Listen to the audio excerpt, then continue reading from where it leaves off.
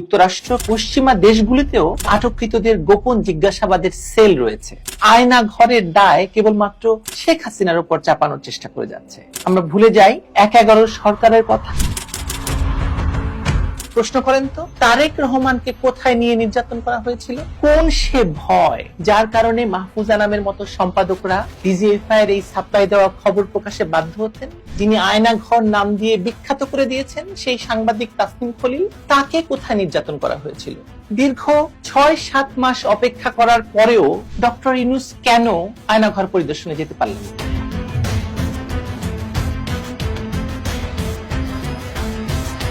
আয়নাঘর কিংবা দেশের গোয়েন্দা বাহিনীর গোপন টর্চার সেল এখন আর গোপন কোনো বিষয় নয়। আগেও ছিল, এখন সবাই জানি আমরা।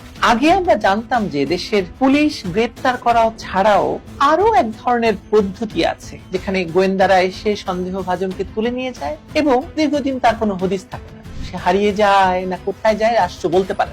বাংলাদেশে জেনারেল জিয়ার সামরিক শাসনামল থেকে শুরু করে পরবর্তী সকল শাসনামলেই এই গোপন এবং অপ্রকাশ্য আটক এবং নির্যাতন প্রক্রিয়া কার্যকর ছিল। শুধু বাংলাদেশে বলছি কেন, যুক্তরাষ্ট্র কিংবা পশ্চিমা দেশগুলিতেও এইভাবে আটককৃতদের গোপন জিজ্ঞাসাবাদের সেল রয়েছে।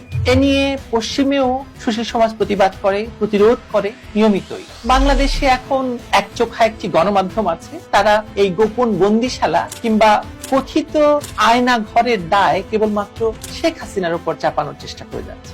অথচ র্যাব গঠনের পর থেকেই আমরা জানতাম যে এই বাহিনীকে বিএনপি এবং জামাত জোট সরকার ফ্রি হ্যান্ড দিয়েছিল বিরোধী আওয়ামী লীগ দমনের জন্য, এবং গুম নির্যাতন শেষে ক্রস ফায়ার নামক একটি বিচার বহির্ভূত হত্যাকাণ্ড এই বাহিনীর নিয়মিত কাজের অংশ হয়ে গিয়েছে। আমরা ভুলে যাই ১/১১ সরকারের কথা, যখন এই বিচার বহির্ভূত হত্যাকাণ্ড, আটক এবং নির্যাতনের শিকার হওয়া রাজনৈতিক নেতৃবৃন্দের কথাও আমরা ভুলে যাই। এই গণমাধ্যমই তখন নির্যাতনের মুখে স্বীকারোক্তি নেওয়া নেতৃত্বের ভিডিও সাপ্লাই দিত বিভিন্ন বাহিনী তথা র্যাব, ডিজিএফআই এর পক্ষ থেকে, এবং মাহফুজা নামের মতো সম্পাদককেও সেগুলি বিনা যাচাই বাছাইয়ে প্রকাশ করতে হতো। প্রশ্ন করা উচিত, কোন সে ভয় যার কারণে মাহফুজা নামের মতো সম্পাদকরা ডিজিএফআই এর এই সাপ্লাই দেওয়া খবর প্রকাশে বাধ্য হতেন? এটা আর কিছুই নয়, এসব গোপন কারাগারে বন্দী হওয়ার ভয়। ঢাকা ক্যান্টনমেন্টের কচু খেতে চা খাওয়ার দাওয়াত পাওয়া মানেই সেখানে যেতে হবে। এই কালচার কি শেখ হাসিনার আমলে শুরু হয়েছিল, নাকি এই কালচার আসলে স্বৈরশাসক জিয়া, এরশাদ থেকে শুরু করে খালেদা জিয়া বা শেখ হাসিনার আমল, সব আমলেই ছিল? আমরা ওবায়দুল কাদেরের কথা মনে করি, শেখ সেলিমের কথা মনে করি, তারা আওয়ামী রাজনীতি করতেন, তাদেরকে নির্যাতন করা হয়তো বৈধ ছিল। কিন্তু প্রশ্ন করেন তো, তারেক রহমানকে কোথায় নিয়ে নির্যাতন করা হয়েছিল?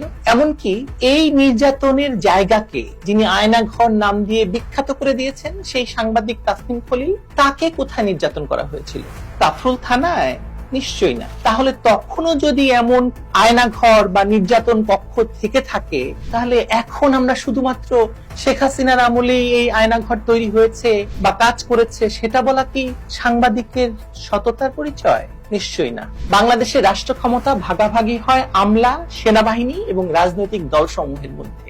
যে দল আমলা এবং সেনা সমর্থন পায় তারা সরকার গঠন করে এবং টিকে থাকে, এটাই বাস্তবতা। কিন্তু দুঃখের বিষয় হলো সেনাবাহিনী ক্ষমতার বেশিরভাগটুকুই নিয়ে যায় আমলা এবং সেনাবাহিনী মিলে, আর যেটুকু বাকি থাকে সেটুকু রাজনীতিবিদরা ভোগ করে। কিন্তু যখন ক্ষমতাচ্যুত হয় তখন এটাই তাদের বিরুদ্ধে সবচেয়ে বেশি ব্যবহার হয়। ক্ষমতার চর্চায় প্রথম এবং প্রধান মেশিন হচ্ছে এই আমলা এবং সেনাবাহিনী। আমরা এই আমলে পেছনে দেখতে পাচ্ছি না। দীর্ঘ ৬-৭ মাস অপেক্ষা করার পরেও ডক্টর ইউনূস কেন আয়নাঘর পরিদর্শনে যেতে পারলেন না? কারণ সেনাবাহিনী এবং র্যাব সহ গোয়েন্দা বাহিনীগুলোর পক্ষ থেকে নিরন্তর তাদেরকে বাধা দেওয়া হয়েছে। কিন্তু যখন দেখা গেছে যে জাতিসংঘ সহ বিদেশিরা তাতে নাখোশ হচ্ছে এবং তারা ডক্টর ইউনূসের শেখ হাসিনা নিধন মিশনকে প্রায় ভণ্ডুল করে দিতে পারে, তখন তড়িঘড়ি করে গোলাপি তোয়ালে, স্টিলের electric shock chair, fan, AC, কমোডওয়ালা আয়নাঘর পরিদর্শন করতে গেছেন ডক্টর ইউনূস তার সাঙ্গপাঙ্গদের নিয়ে। সেখানে গিয়ে তারা ফটো সেশন করেছেন। সরকারের ২-৩ জন প্রিয় সাংবাদিক ছাড়া কাউকে সেখানে নেওয়া হয়নি। কথা ছিল গুমের শিকার পরিবারগুলোর সদস্যরা যাবেন ডক্টর ইউনূসের সঙ্গে, কিন্তু তাও সম্ভব হয়নি, কারণ তাতে এই সাজানো আয়নাঘরের জারিজুরি ফাঁস হয়ে যেতে পারে।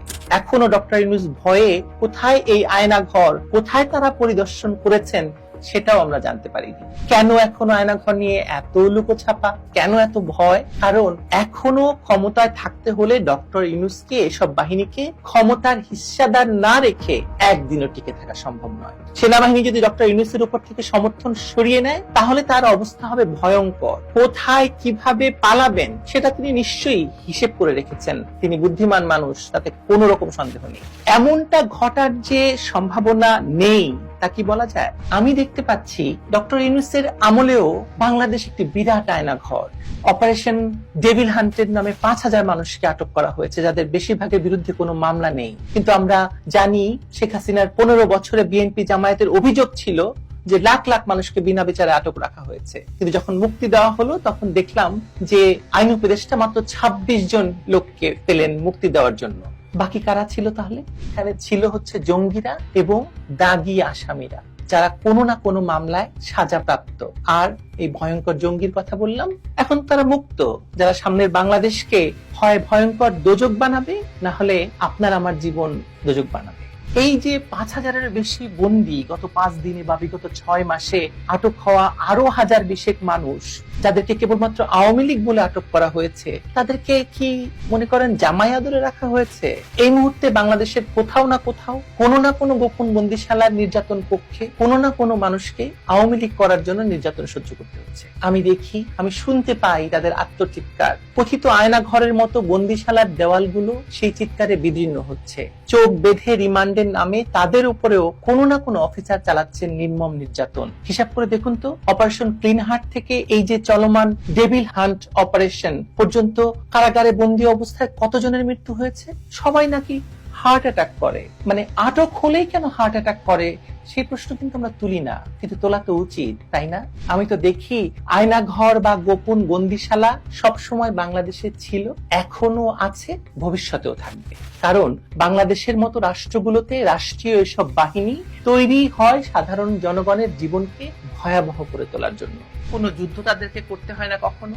রাষ্ট্রের বেতনে তারা জনগণের উপরেই চালায় নির্মম নির্যাতন। আপনি আজ মুক্ত আছেন, কিন্তু কালকে থাকবেন কিনা জানেন না। কালকে আপনিও হতে পারেন ডক্টর ইউনূসের এই নতুন বন্দিশালার বা আয়না ঘরের বন্দী। পুরো বাংলাদেশ এখন একটি আয়না ঘর, আমি তাই দেখি। আপনি দেখেন না?